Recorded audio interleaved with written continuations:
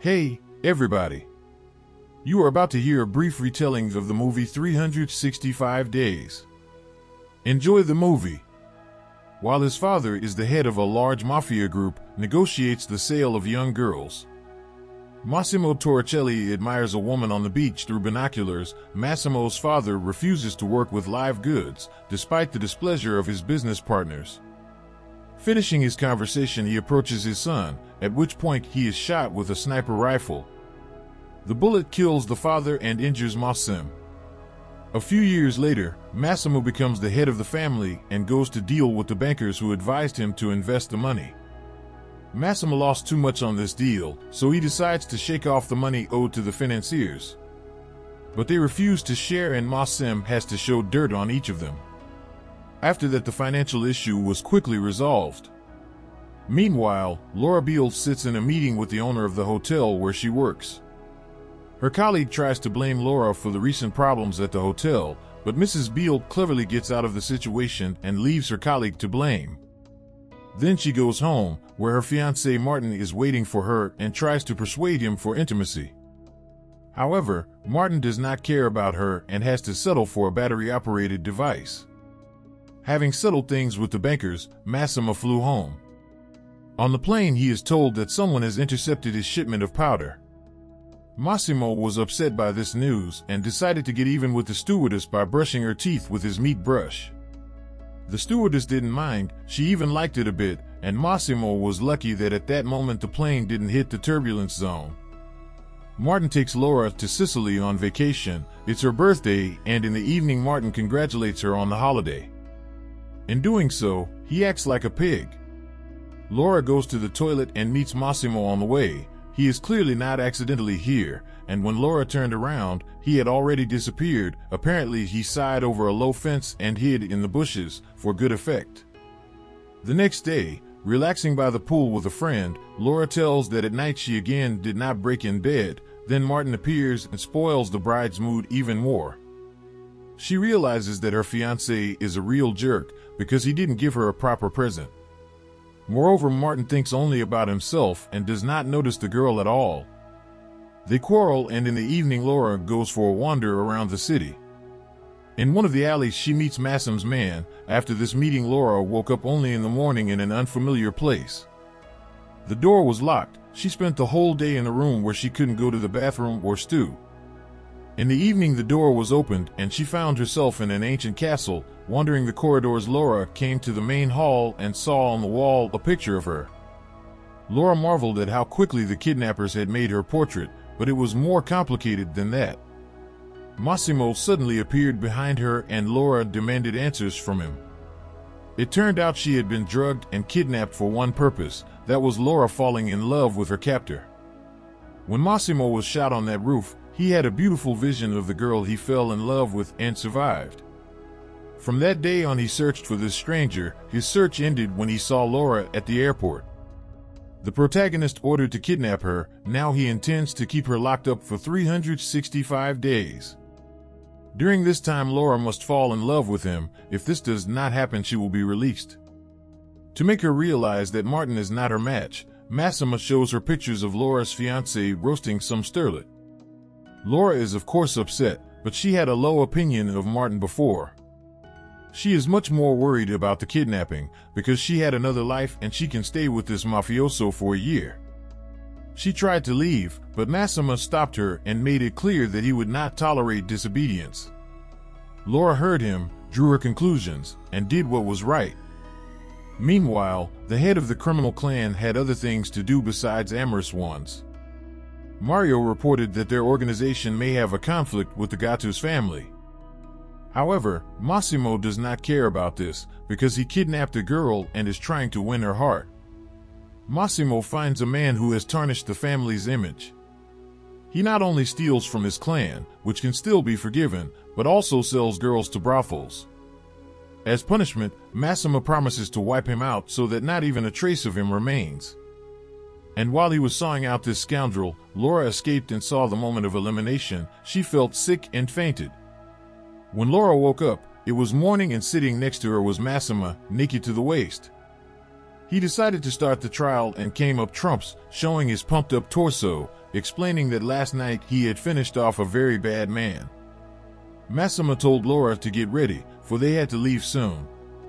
After breakfast, he took her shopping so Laura could pick out a new closet for herself. She bought expensive clothes, and when it came to underwear, Massimo went into the dressing room to see how panties sit on his future wife. However, Laura did not like this and showed her temper. After that, she ran away. When she saw the police officers, she rushed to them and asked for help. But when they saw Massimo, they just left. They knew who he was and didn't want to mess with him. Laura had to go to dinner with her kidnapper. After dinner, she found her laptop and phone in her room. She called her mom and told her she was fine. Laura lied that in Sicily, she was offered a contract for a year and now she has to stay here for work. In the morning, Laura woke up in the same bed as Massimo. She went to take a shower. Massimo followed. Here Laura gave his pod a little squeeze, but there was no continuation, and this upset Massimo. He ordered Laura to be put on an airplane where she was restrained with seatbelts. This allowed Massimo to touch her in places she did not allow to be touched. However, Laura put up little resistance and they flew to Rome, where Massimo had a meeting with his brother. Laura, meanwhile, was trying to do everything she could to embarrass him. She even went swimming in the fountain, as if she had served in the airborne forces for several years. When they returned to the hotel, Laura went to Massimo's room and he met her in a towel, but Laura was not going to sleep with him. So she tried to leave, however the door was already locked. Massimo chained her to the bed in a starfish position and forced her to watch a girl of easy virtue do him pleasure, so he wanted to show what Laura was deprived of by refusing him. When Massimo finished in 30 seconds, Laura realized that she was not deprived of anything special. After that, he released and let her go. Then they went to a club where Massimo had a meeting with some serious people. Laura was asked to wait at the bar, but she went to provoke Massimo into a conflict. When he took the girlfriend out, she got into trouble and fell into the hands of the serious people with whom Massimo was meeting. They were members of a powerful family and they took Laura for a call girl. She did not like it. She began to resist and had Massimo to stand up for her while he shot one of the rude men.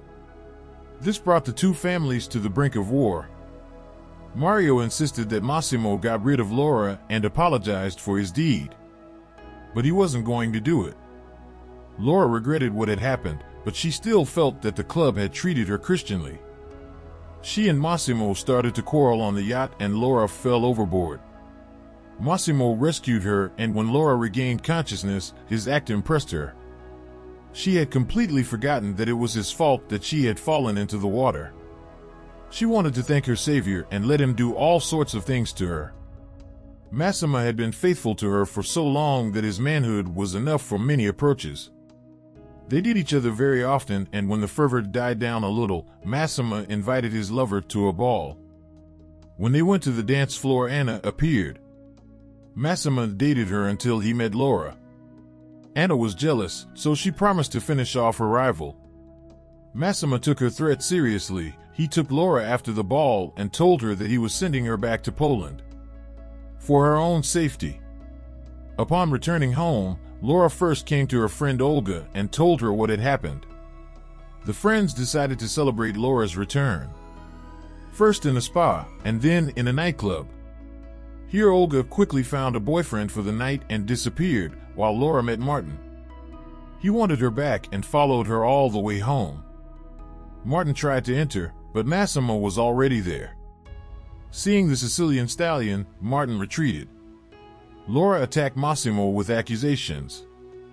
After all, he had sent her to Poland without saying anything, and he disappeared and did not pick up the phone for a long time. However, Massimo did not hurry with explanations. First, he did things with Laura at the window. When they moved to the sofa, Laura noticed a scar on his chest and realized that the kidnapper had been assassinated. She confessed that she didn't want to wait 365 days to fall in love with him, because she had already fallen in love with him.